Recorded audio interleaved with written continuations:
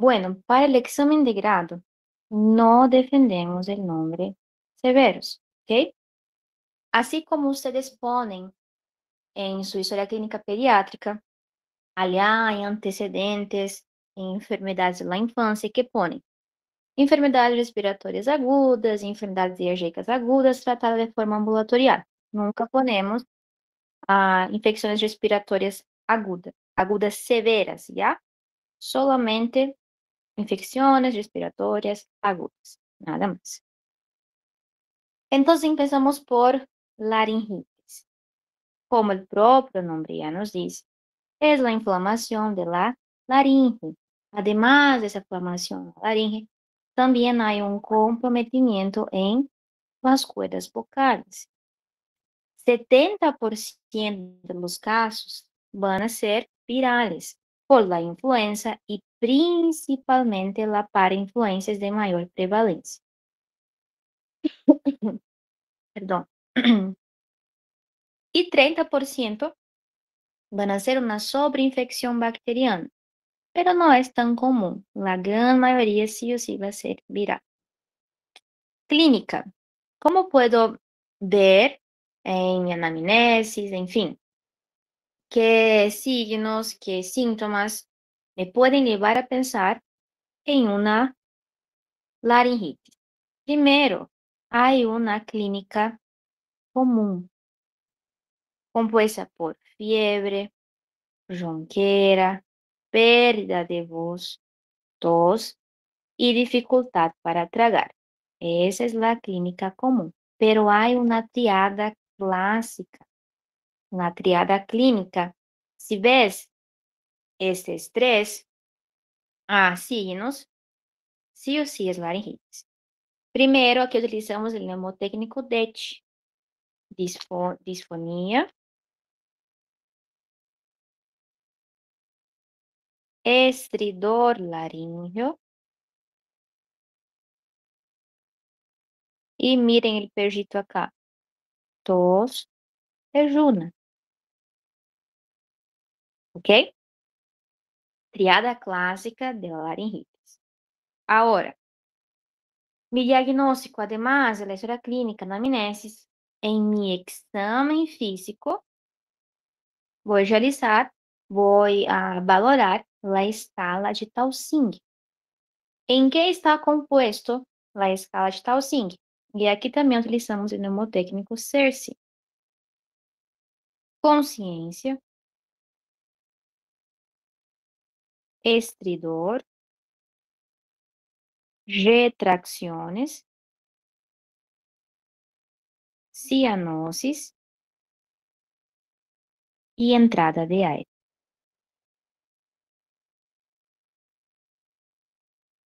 ¿Ok? Entonces, no se confunda. Clínica común, triada clásica y escala de Taussig para valoración en examen físico. ¿Ok?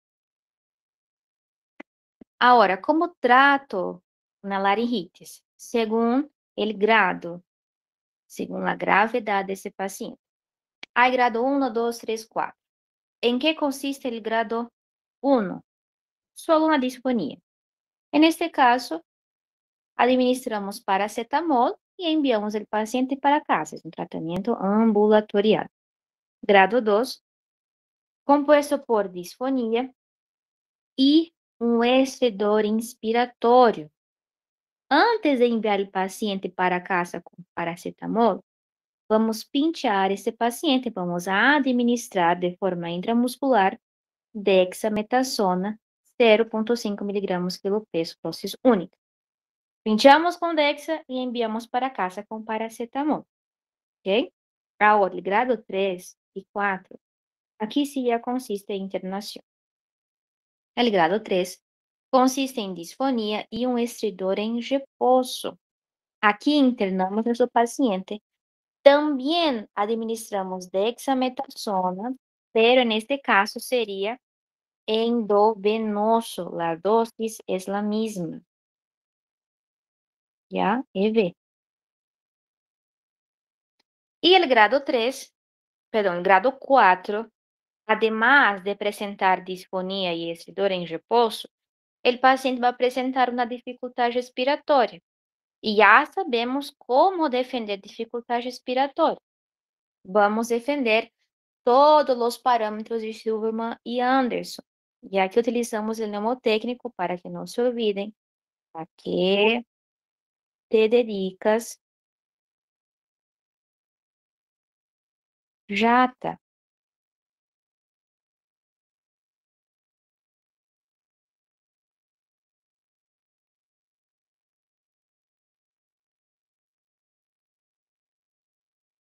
Aleteo nasal, quejido respiratorio, tiraje intercostal, disociación torácico-abdominal y retracción external. Voy a defender todos los parámetros de Silverman y Anderson, pero no voy a referir qué es la escala de Silverman y Anderson.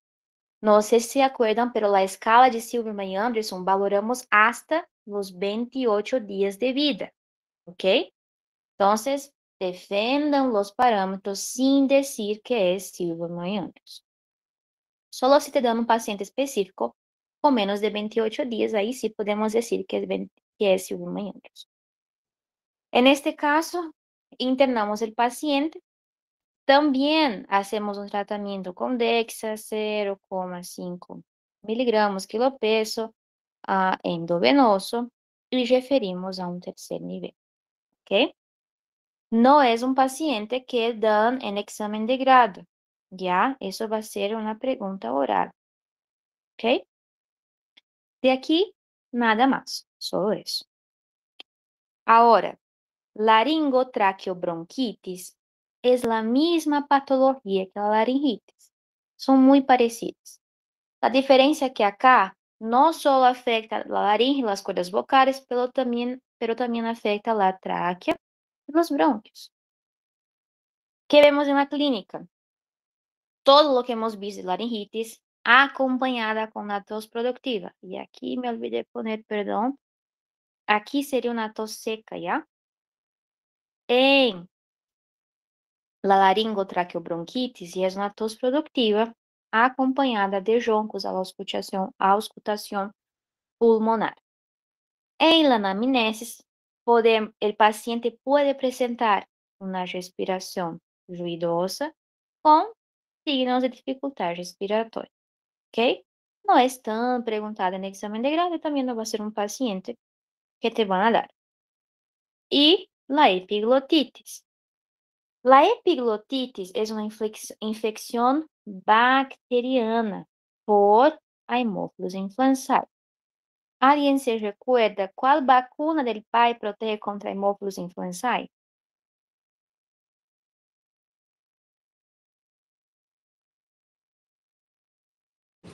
A pentavalente? Perfecto.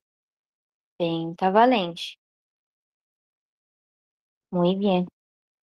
¿Por qué es importante eso? Porque siempre que tengan un paciente con epiglotitis, la primera cosa que hay que averiguar son las vacunas. Es muy probable que ese paciente esté con las vacunas de la pentavalente retrasadas, ¿ok? Es un cuadro agudo de 4 a 6 horas que puede llevar a una obstrucción de la epiglotis. Si la epiglotis se cierra, no respiramos y así puede generar una muerte súbita, ¿ok? En la clínica, vemos las 4 Ds. Disnea, la disneia, ignoren I. Disnea, disfagia, disfonía y cialogenia, ¿ok? Lo que les gusta de preguntar a los doctores en examen de grado, ¿cuál es la diferencia de la laringitis y la epiglotitis? Primero, ¿cuál era la causa de la laringitis? Hemos visto que era viral. Y la causa de la hipoglotitis, acabamos de ver, es bacteriana.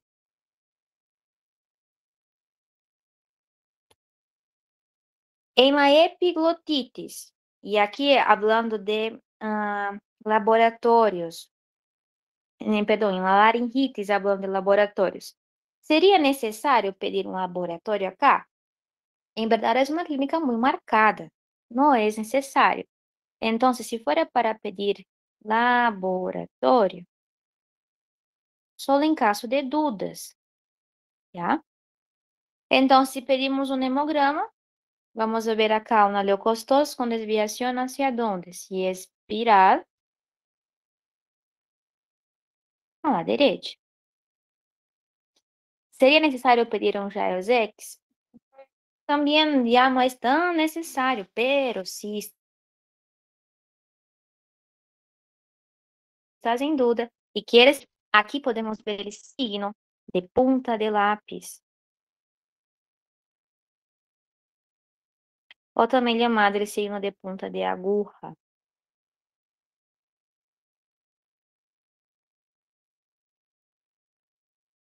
¿Ok? Pero no es tan rotineiro. Máximo aquí un hemograma. Entonces, na laringitis, la causa es viral, si pedimos un hemograma, leucocitose con desviación a la derecha. Epiglotitis, se la causa es bacteriana, si pedimos un hemograma, vamos a ver en nuestro hemograma leucocitose con desviación a la izquierda. ¿Ok? ¿Todo claro acá? ¿Dudas? Ok. Bronquiolitis. Ese sí puede ser un paciente en examen de grado, pero creo que ya saben de eso. Todo en examen de grado es neumonía. ¿Puedo entonces tener un paciente con bronquiolitis y llevar para neumonía? Sí, en verdad, la gran mayoría hace eso, lleva para neumonía. Pero también no está mal si quieres defender, bueno, mi consejo sería llevar para neumonía. Es más fácil y hay más, como digo, hay más cosas para defender. Es un asunto que abrange más cosas y ustedes están listos para defender eso y ahorita vamos a ver neumonía. Pero si quieren defender bronquiolitis, también no hay problema. Bronquiolitis es un síndrome bronquial obstructivo en lactantes. Lactantes. O sea, menores a 2 años. Maiores a 2 años, ya no es bronquiolitis. ¿Ok? Entonces, atento en eso. Si tu diagnóstico es bronquiolitis, tienes que estar seguro que tu paciente aún es un lactante. Mayor a eso ya no hay bronquiolitis. Causado por el virus sincitial respiratorio. Y a los doctores les encanta escuchar eso. Es el primer episodio de sibilancia en el lactante. ¿Cómo es la clínica de la bronquiolitis? Primero, empieza con un resfrío. ¿Cuál es el cuadro del resfrío? Ginorrea, tos, ¿qué más? Fiebre, irritabilidad, anorexia, ¿ok? Aquí, ¿qué pasa? En vez del paciente mejorar del resfrío, el paciente empieza a empeorar con una respiración sibilosa y crepitos. Si pones tu estetoscopio, vas a escuchar sibilos y crepitos, pero a veces el paciente y su cuadro ya está tan exacerbado que ni necesitas de un esteto para escuchar una respiración sibilante, ¿ya? Es muy nítido a tus propios oídos, sin nada. Y además de eso, tu paciente va a presentar dificultad respiratoria. Ya sabemos los parámetros. O sea, la región nasal también puede presentar taquipnea, cianosis. En este caso, ¿qué es importante controlar en esos pacientes? Saturación.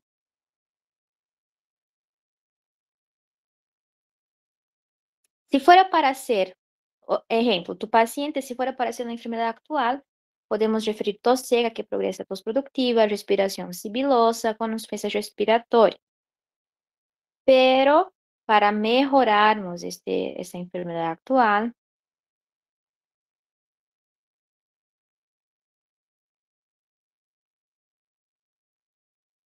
para mejorar la enfermedad actual y dejar claro que es una bronquiolitis, primero referir el resfrío común. Paciente el cuadro inició con ginorrea acompañada de irritabilidad, AstraZeneca no planificadas, anorexia, y progresó a una respiración sibilosa com dificuldade respiratória.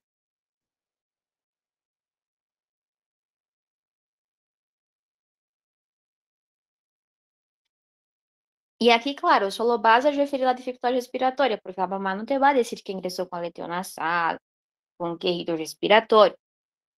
Isso vas a defender de forma oral, ok? Tienes que te pergunta. E a pergunta vai vir como valoras dificuldade respiratória em um pediatra, ok? Fisiopatologia. Por que é importante saber a fisiopatologia? Porque se relaciona com a clínica e principalmente o exame físico do paciente. Imaginem que aqui tenho, sei lá, um alvéolo. Quando há uma inflamação em las vías aéreas, primeiro sucede uma broncoconstricção acompanhada de produção de secreção. Então, pense que acá está lleno de secreção. Deveria estar limpo. Solo deveria estar aire acá. Lleno de secreção. Quando sucede lá, é como se fosse um mecanismo de defesa das vias aéreas, a produção de moco. Produz moco, se broncoconstrui, e aqui, que sucede?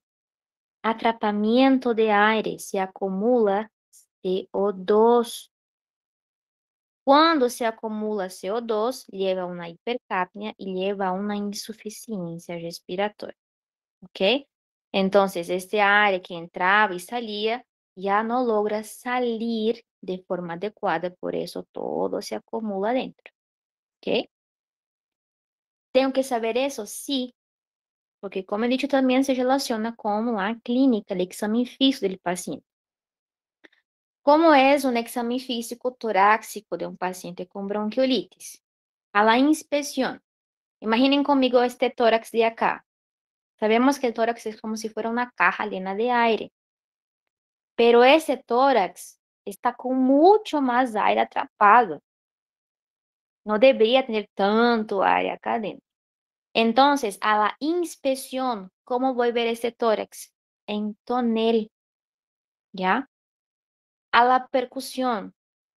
Sabemos que la sonoridad fisiológica normal del tórax es timpânico.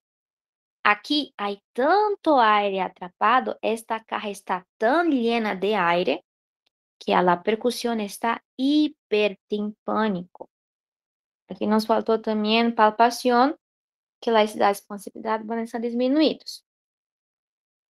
E a auscultação. Sí o sí tu paciente tiene que tener sibilancias, ¿ya? Además de eso, puede tener también roncos y una expiración prolongada. Si pedimos un hemograma, que vemos acá? Leucocitosis con desviación derecha. Y aquí sí es necesario pedir un rayos X. Ahora, ¿quién me puede decir qué ven en esa radiografía? Y son cosas que ya hemos hablado en nuestra segunda clase. Ahora, ¿Quién sabe? las costillas están muy horizontales y tiene aumento de espacio intercostal. Perfecto. Entonces, hay horizontalización de costillas, espacios intercostales aumentados y diafragma aplanado. Eso, ¿cómo llamamos en la radiografía?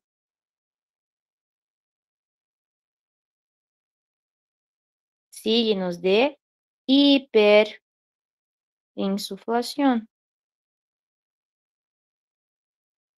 Y eso, ¿dónde hemos visto también? ¿En qué patología? Es igual que taquipnea transitoria del recién nacido, ¿ya? ¿Se recuerdan? Creo que he dicho eso. Si saben já de grafia de taquipnea transitória, também vão saber defender a radiografia de bronquiolites. É a mesma coisa. Então, acá vamos escrever costilhas horizontalizadas, espaços intercostales aumentados e diafragma aplanado.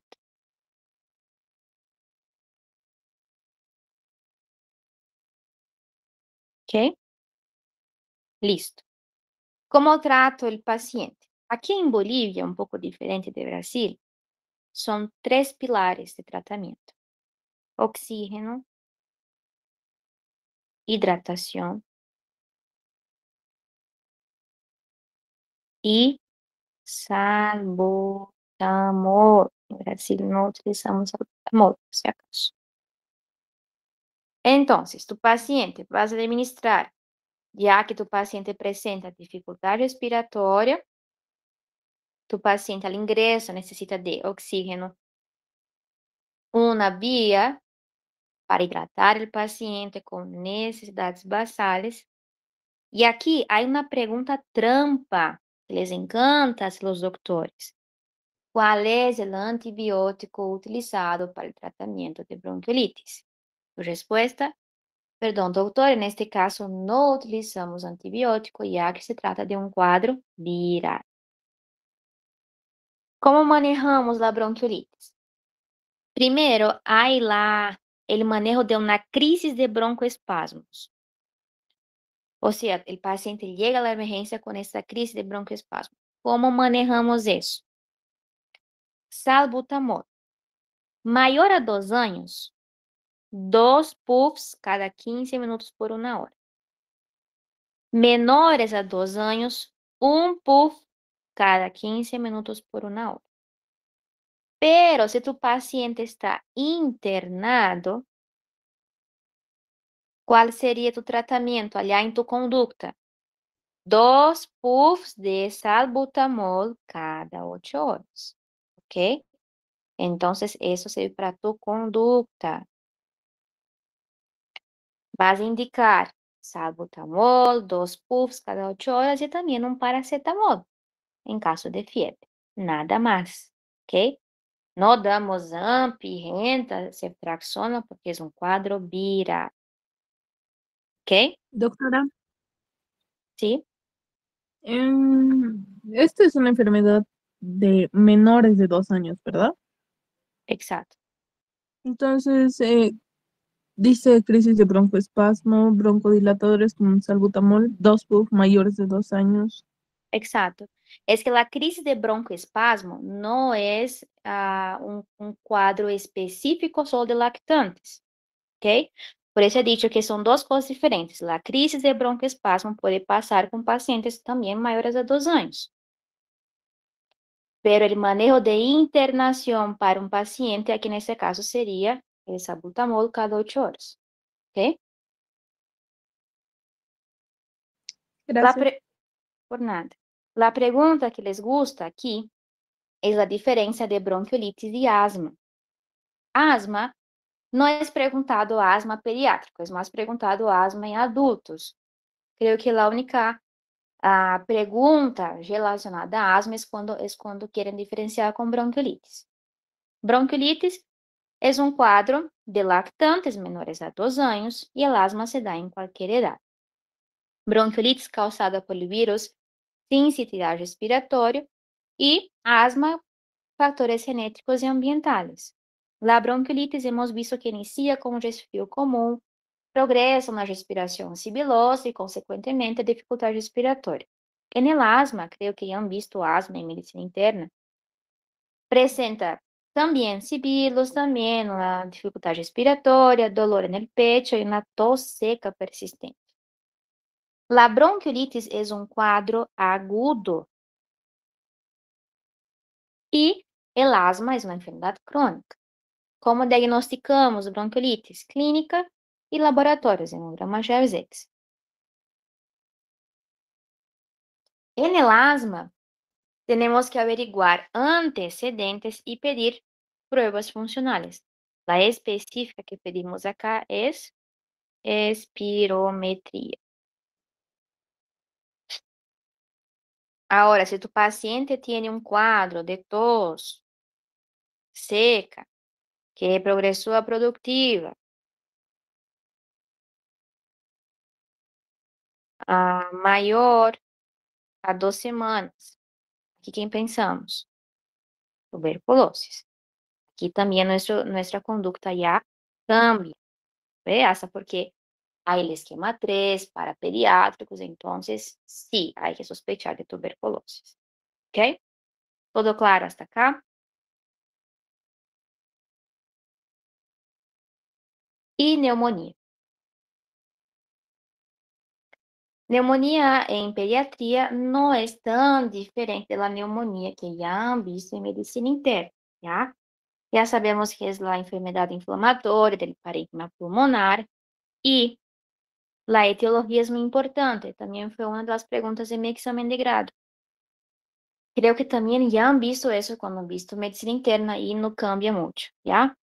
Menores a 3 meses, de 3 meses a 5 años y mayores a 5 años. Menores a 3 meses, neumococo y clamidia trachomatis. De 3 meses a 5 años, vírus, principalmente el virus sincicial respiratório. Y mayores a 5 años, los atípicos, la clamidia pneumoniae y micoplasma pneumoniae. Ahora, lo que diferencia aquí es la clasificación. Y eso pueden llevar para su vida, porque es una clasificación de la OMS. ¿Ok? En pediatría, clasificamos de 3 formas a neumonía. La neumonía propiamente dicha, la neumonía grave y la neumonía muy grave. Em um dos exames de grado, uma doutora em específico ha perguntado, pero eu quero saber a pneumonia muito grave. E o postulante nem sabia que existia uma pneumonia muito grave. La neumonía propiamente dicha es cuando el paciente presenta una taquipnea. En este caso, el tratamiento puede ser ambulatorial. Ahora, la neumonía grave, muy grave, aquí ya estamos hablando de internación. La neumonía grave, además de la taquipnea, hay también la tiraje intercostal. Y en la neumonía muy grave, hay verdaderos signos de severidad. Aquí ya estamos hablando de insuficiencia respiratoria. ¿Ok?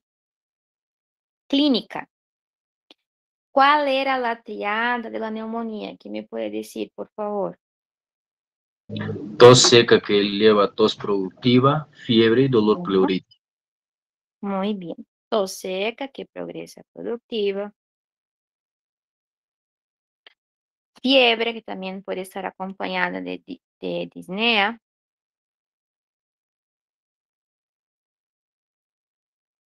Y dolor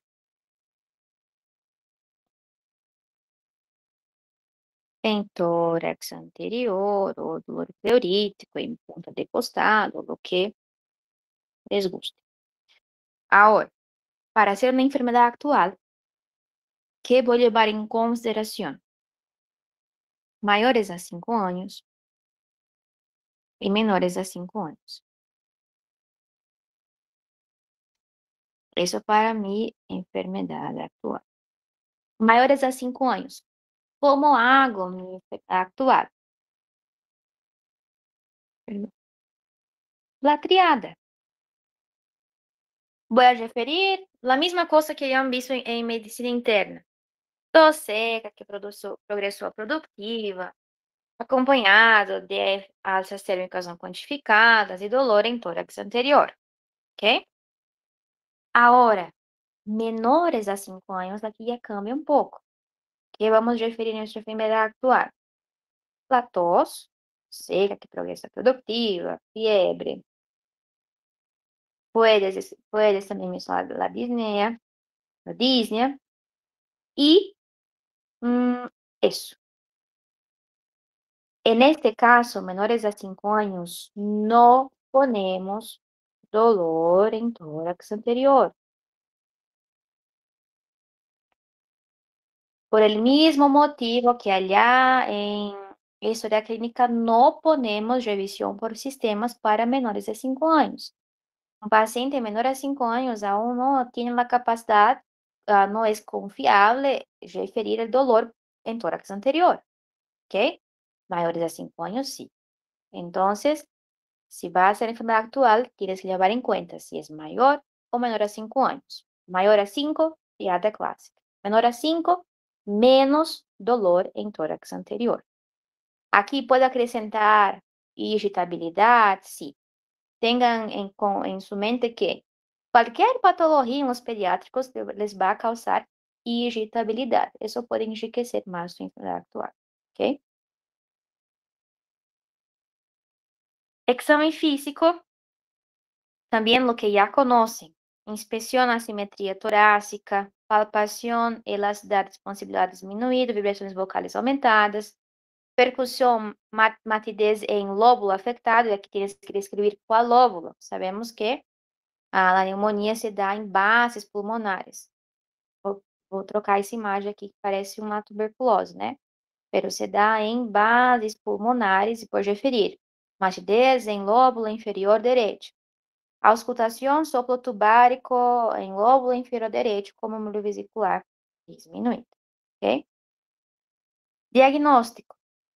La clínica, un rayos X de tórax. Aquí, lo que más vemos es una condensación lobar.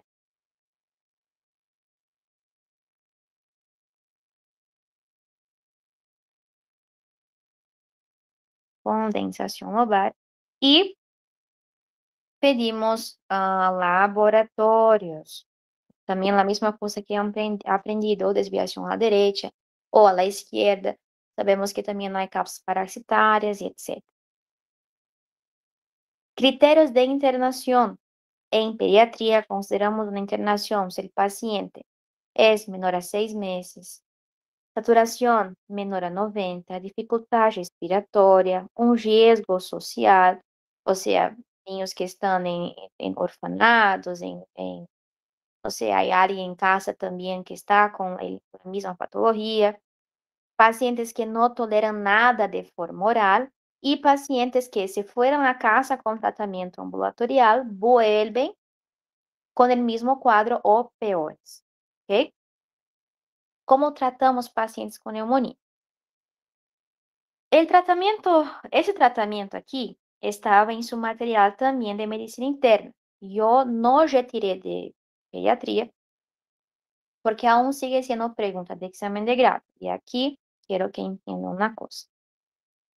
Hemos visto en la segunda clase que significaba SUMI, Seguro Universal Materno Infantil, ¿ya? Existía un tratamiento según SUMI para neumonía, que es este que está acá. Hoy en día ya no se utiliza el tratamiento de SUMI. Es como si antes tuviera un papel en la pared, tratamiento de neumonía según SUMI, mirábamos y seguíamos eso. Hoy ya no se hace así, que ya no es obligatorio seguir ese tratamiento. Pero en la práctica y en los exámenes de grados se continúa defendiendo este mismo tratamiento sin decir que es según SUMI. ¿Por qué? Porque ya no existe SUMI. Pero algunos doctores también aún les gusta preguntar cómo es el tratamiento según SUMI, mismo que ya no se ha utilizado. ¿Ok? Entonces, ¿puedo defender ese tratamiento? Sí. Pero no vas a hablar que es según SUMI. Solo si realmente te pregunto. ¿Ok? Iniciamos con menores a 5 meses. Ampicilina y gentamicina. ¿Por qué ampi y genta? Evitamos dar ceftriaxona para menores de 5 meses. Porque la ceftriaxona tiene un metabolismo hepático. Y esos niños aún tienen el hígado inmaduro. ¿Ok? Puede causar un daño hepático agudo. Damos ampi y genta.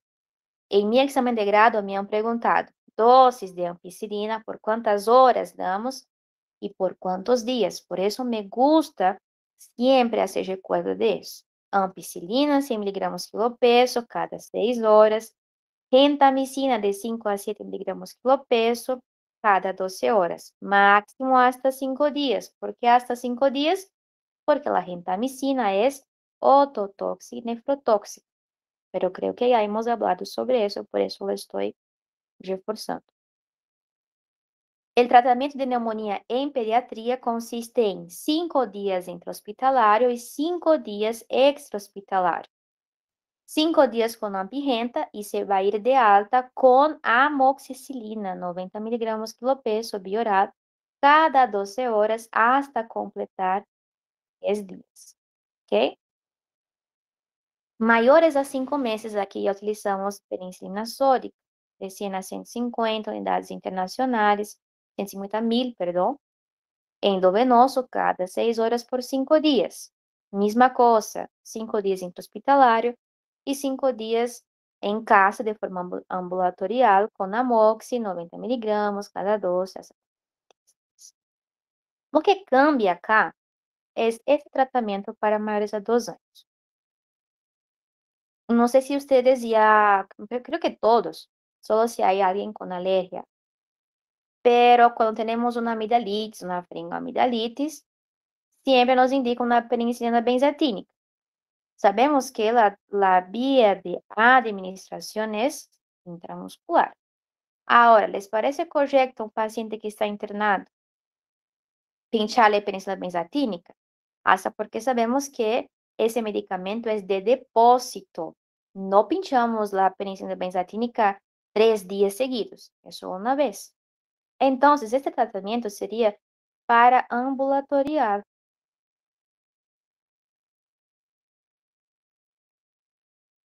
Pero tu paciente en examen de grado va a estar internado. Y en este caso, ¿cuál sería el medicamento que podemos utilizar? Ceftriaxona. 100 miligramos, kilopeso dia, endovenoso, cada 12 horas. ¿Ok? Entonces, Una ese va a pregunta. ser... Ay, qué Sería susto. 100 miligramos kilopeso día, entonces teníamos que dividir en 2, ¿no? Cada 12 horas. ¿O estoy mal? Repete, por favor, porque não deu para Si es, escutar. si es 100 miligramos kilopeso día, entonces vamos a calcular y vamos a dividir en 2. O por É, 2. pero en el examen de grado no calculamos nada, ¿ya? Pero así, para sacar mi duda, ¿no? En este caso, día sería la dosis completa en el día, son 12 horas, entonces tenía que dar 2 veces, Exacto, ¿no ve? Ya, exacto. Pero en gracias. examen de grado sabes que no calculamos nada porque no tenemos Sí, peso. Ok, sí, perfecto. sí, gracias. Por nada. ¿Todo claro hasta acá? Ok. Otitis media aguda. Doctora, las dosis de los macrólidos nos puede dar, por favor? Ya han tenido clase de... ¿Cómo que es el nombre de la doctora, Dios? La doctora Yara creo que han tenido de antibiótico o aún no. Sí, pero para adulto, ¿no? O para pediatra. No ha dado para pediátricos. O sea, no han visto para pediátricos de eso. Que yo me recuerdo. Sí, doctora, solo fue para adultos, pediátrico no pasó. Ok, ya. Entonces, aquí acordemos de ECA, ¿no ve? Eritromicina, claritromicina y azitromicina. La eritromicina es de 30 a 50 miligramos kilopeso día, cada 6 horas por 7 días. La claritromicina, 15 miligramos kilopeso día, cada 12 horas, también por 7 días, a máximo hasta 14. Y la azitromicina, de 10 a 12 miligramos kilopeso día, cada dia, por 3 dias. ¿ok?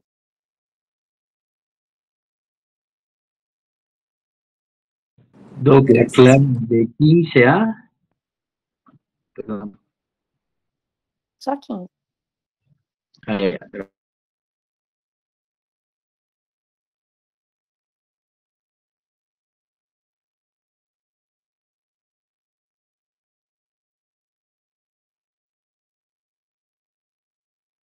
¿Listo? Prosseguimos entonces. Otitis media aguda es la infección del oído medio. Sabemos que hay el oído externo, interno, aquí estamos hablando del medio. No era pregunta como examen de grado. Aquí está realmente para que sepan, porque el material siempre está completo, pero la pregunta de examen de grado está acá, ¿ya? La etiología puede ser viral o bacteriana. La transmisión vía aérea, como estornudos, tos. La clínica, si estamos hablando de lactantes, va a presentar fiebre e irritabilidad. Maiores a 2 años, tal vez aquí ya te puedan referir dolor y pérdida de audición.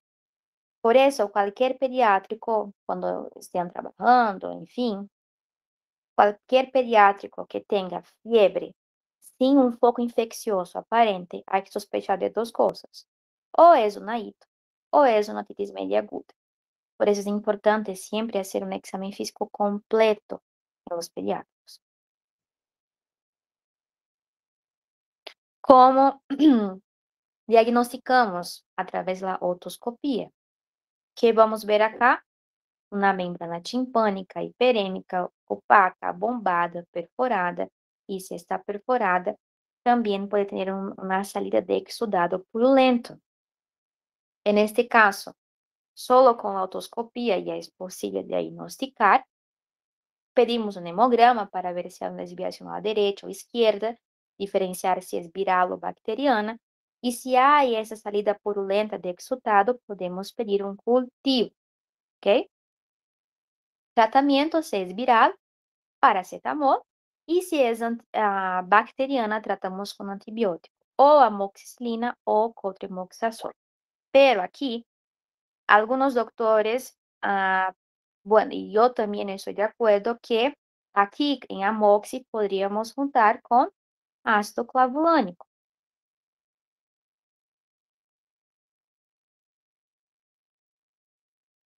La dosis, misma cosa, no cambia, ¿ya? Hasta porque la complicación, una de las complicaciones de la otitis media aguda es la meningitis. Pero es importante asociar con ácido clavulânico. Entonces, puedes defender solamente amoxi, algunos aceptan. Si no te acepta, perdón, doctor, entonces sería con ácido clavulânico o directamente puedes defender con trimoxazol, ¿ok? Cuando hemos llevado PAI, hemos comentado que hay una pregunta que hacen, que sería, ¿cuáles son las campañas de vacunación que conoces? Y les indiqué que sería mejor defender la influenza, ¿ok? Y aquí está el material completo de influenza. Siempre que hablamos de gripe, es la misma cosa que hablar influenza. O sea, entonces la gripe está causada por el virus influenza, pertenece a la familia Orthomyxoviridae y hay 3 tipos de influenza, A, B y C. La influenza A es la peor de todas, causa epidemias hasta pandemias. La B es más localizada, o sea, guarderías, colegios, escuelas. Y la tipo C es leve, poco frecuente, a veces muy parecida con un resfrío común, por eso no es llevado tanto en cuenta. Llevamos en cuenta la A y la B porque también tiene variaciones genéticas y eso existe vacunación. ¿Cuál era la vacuna del PAI que protegía contra la influenza?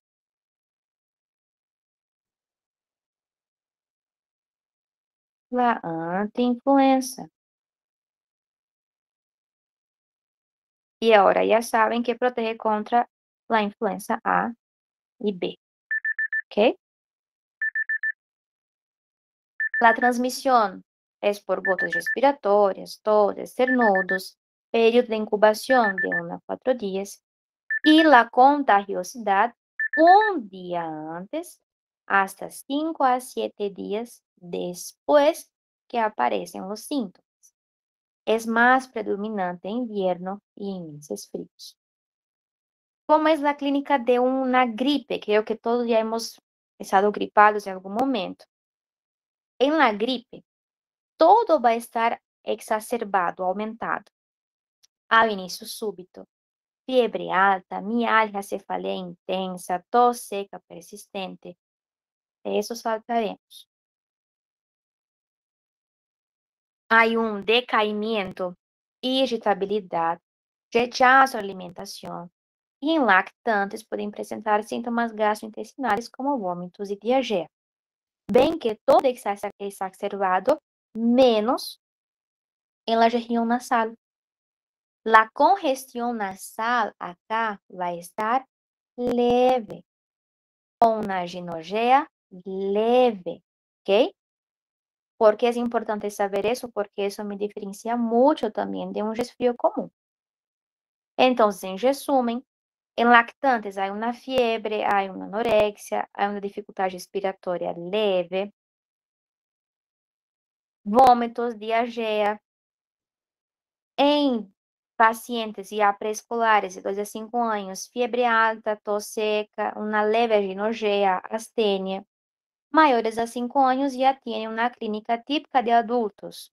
Sabemos como é anorexia, mialgia, cefaleia, odinofargia, etc. Como diagnosticamos? Na própria sintomatologia do paciente, de contexto social e contactos, perguntamos à mamá se há alguém enfermo em casa, em la guarderia, se teve contato com alguém que estava gripado e etc. Laboratórios. ¿Qué pedimos en este caso?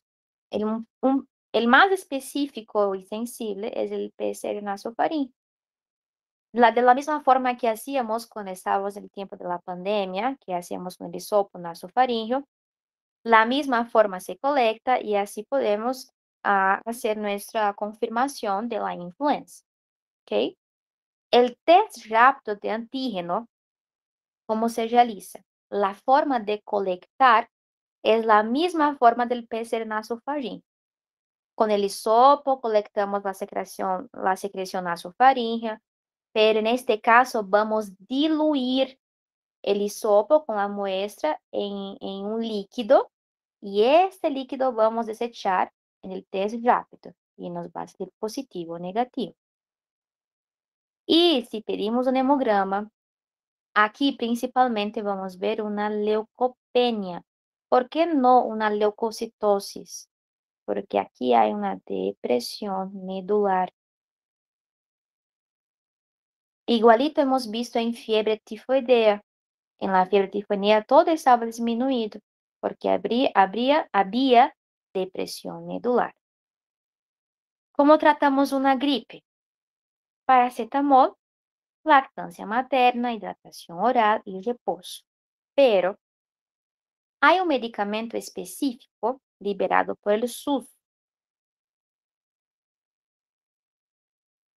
Pero ese medicamento llamado oseltamivir es restricto, o sea, no hay tanto medicamento de oseltamivir, ese de acá, como, no sé, dipirona, paracetamol, amoxi, es restricto solo para grupos de riesgo, porque no hay mucho medicamento.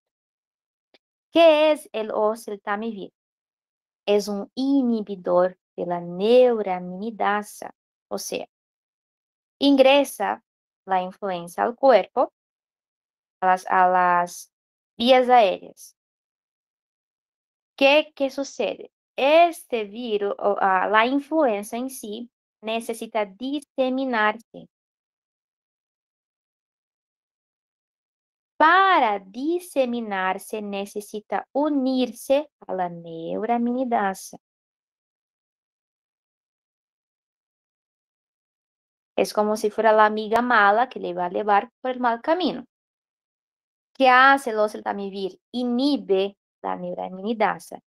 Si inhibe la neuraminidasa, también va a inhibir la diseminación, ¿ok? no inhibe la propia influencia en sí, inhibe la diseminación. ¿Ok? Está indicado para lactantes, peorão si son menores a 6 meses, pacientes com asma, cardiopatia e deficiência, parálise cerebral, epilepsia, niños que viven en orfanatos, internados y gestantes y puérperas. Y aquí puede generar la pregunta, ¿es contraindicado en gestantes y puérperas? No. ¿Ok? Y también es indicado iniciar el tratamiento con oseltamivir dentro de las primeras 48 horas del inicio de los síntomas. Ahora, está contraindicado en cualquier patología viral, está contraindicado el uso de ácido acetil salicílico, famosa aspirina. ¿Por qué no damos aspirina a los pediátricos en una infección viral? Por el riesgo de síndrome de Guillain. Es una reacción tóxica del cuerpo. No es una reacción alérgica, por si acaso, ¿ya? Es una reacción tóxica. ¿Y qué va a causar? Encefalopatía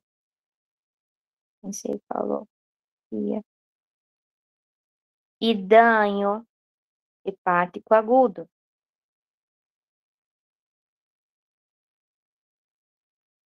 ¿Ok? Por eso no damos aspirinas en esos casos. ¿Cuál es la complicación de la gripe? Lo que acabamos de ver. Otitis media aguda, neumonía, bronquiolitis. ¿Por qué damos oseltamivir para pacientes con asma?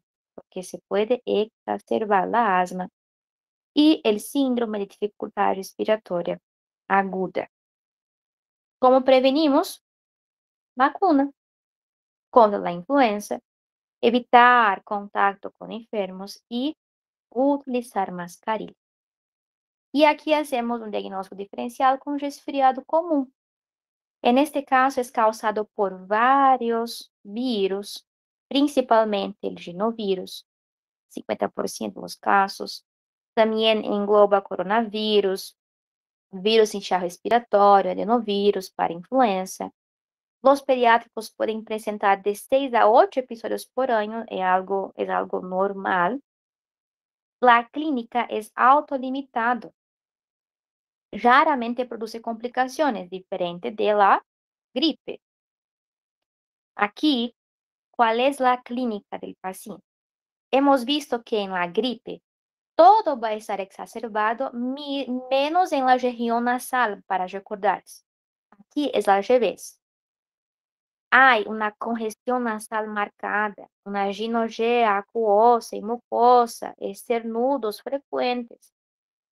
En la región nasal está todo exacerbado y los demás está leve, tos leve, fiebre baja o ausente, odinofagia leve, malestar general leve. En los lactantes pueden estar, como siempre, irritables, pueden rechazar alimento y mayores de 2 años ya pueden estar en buen estado general, hasta porque estamos hablando de un resfrío común, nada más. El diagnóstico, clínica y también contexto epidemiológico. ¿Es necesario pedir un laboratorio para diagnosticar un resfrío común? No. En excepción, sí. El cuadro ya tiene más de 10 días y presenta fiebre persistente e inicia con dificultad respiratoria, aquí sí, hay que internar al paciente, pedir laboratorios, rayos X y averiguar. El tratamiento, paracetamol, lactancia materna, hidratación oral, reposo, misma cosa de la gripe. La única cosa que cambia acá es el lavado nasal. En la gripe hemos visto que no había tanta congestión nasal ni ginorrea. Por eso no es necesario el lavado nasal. Aquí sí hay una fuerte congestión nasal, mucha ginorrea y es indicado el lavado nasal. ¿Ok? Es importante la influenza en sí porque, como he dicho, entra como pregunta de campaña de vacunación y ahora ya saben cómo defender la influenza. Y listo. ¿Hay alguna duda?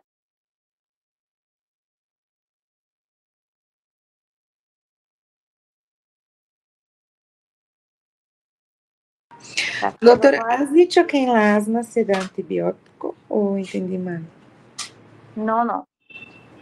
He dicho que en bronquiolitis no damos antibiótico. Que les gusta preguntar cuál antibiótico damos a los pacientes con bronquiolitis. No damos, porque es un cuadro viral.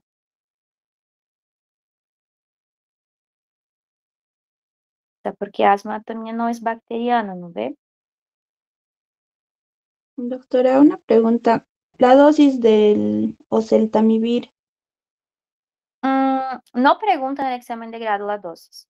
Por eso no está acá. Máximo te van a preguntar es el medicamento en sí. Dosis no preguntan. ok.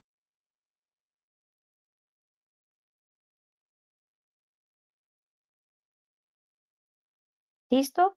Entonces, si no hay más dudas, nos vemos, doctores. Que tengan una buena noche.